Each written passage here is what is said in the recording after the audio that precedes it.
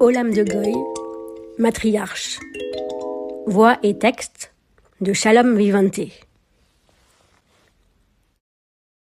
Du haut de son église, le duc de Richelieu ressassait sa vision d'horreur d'il y a 6 jours. Les cadavres s'étaient amoncelés et la police les avait tous identifiés et déclarés morts de cause naturelle.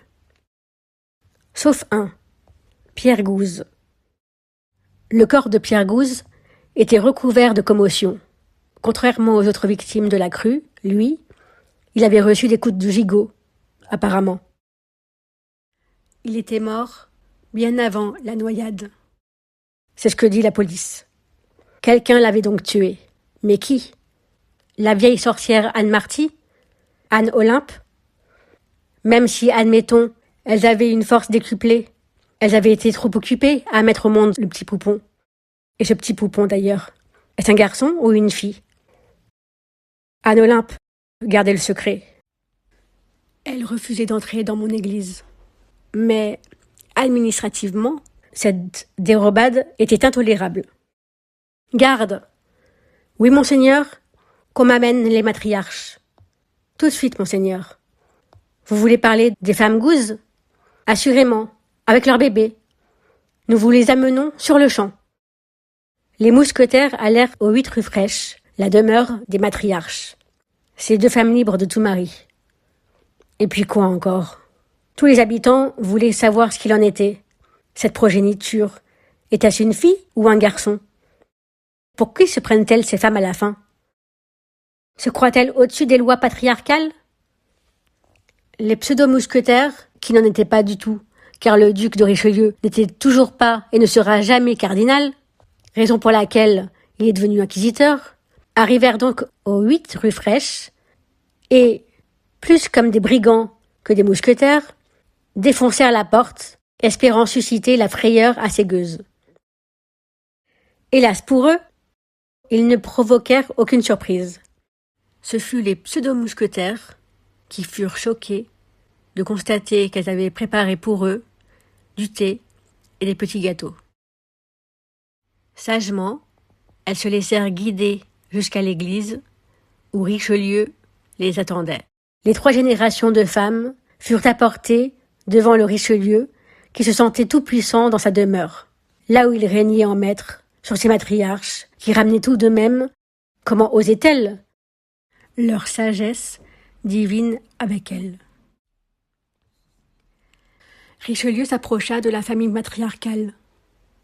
Il contempla le petit poupon et dit « Alors, c'est une fille ou un garçon? Vous ne faites que des filles. Je dois marquer son nom sur le registre pour l'administration. Vous n'ignorez pas que le mari doit venir à l'église pour enregistrer son nouveau-né, pour qu'il ait un nom, un patronyme, une paroisse. Mon mari est mort, et en tant que protestante, nous avons déjà une paroisse. Mais c'est ici que nous répertorions tous les habitants. Je note les morts, les vivants, ceux qui doivent de l'argent. Ma foi, dit Anne Olympe.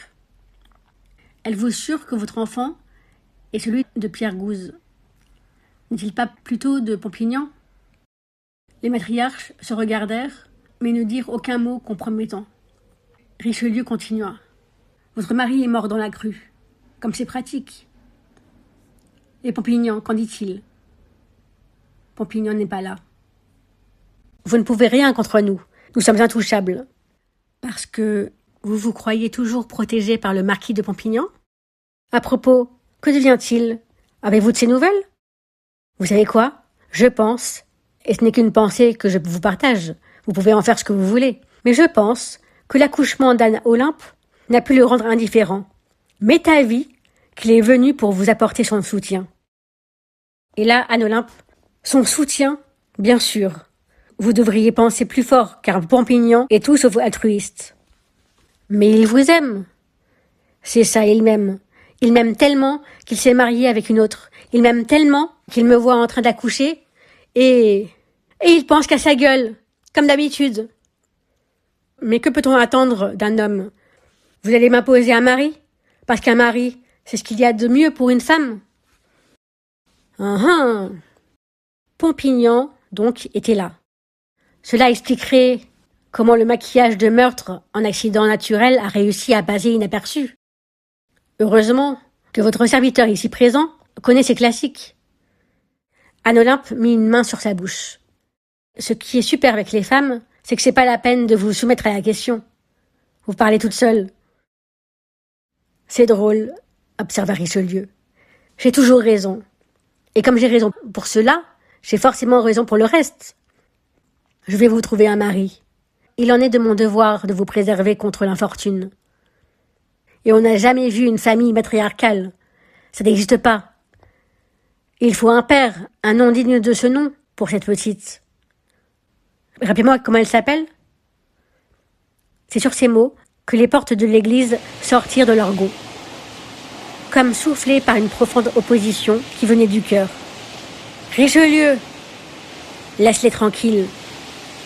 Pompignan s'avança et servit de protection à sa fille, à sa bien-aimée Anne Olympe et à la matriarche Marty. Sans plus de discussion, ni d'accusation, il les emmena loin de l'inquisiteur, qui ne peut rien faire d'autre que de se réfugier dans son bureau pour ruminer. Ainsi donc, il y aura une famille matriarcale dans ma bourgade. Ce Pompignan prend bien des risques pour quelqu'un qu'il n'aime soi-disant pas. Je vais l'appeler Marie. Pompignan ramena ses protégés chez elle. Implicitement, il savait à quoi s'attendre. Il devait acheter le silence de Richelieu et partir loin, se faire oublier. L'argent qu'il lui donnera servira également à remanifier Montauban, en faire un petit pari, pourquoi pas. En attendant, elle s'appelle Marie Gouze. Pour tout le monde.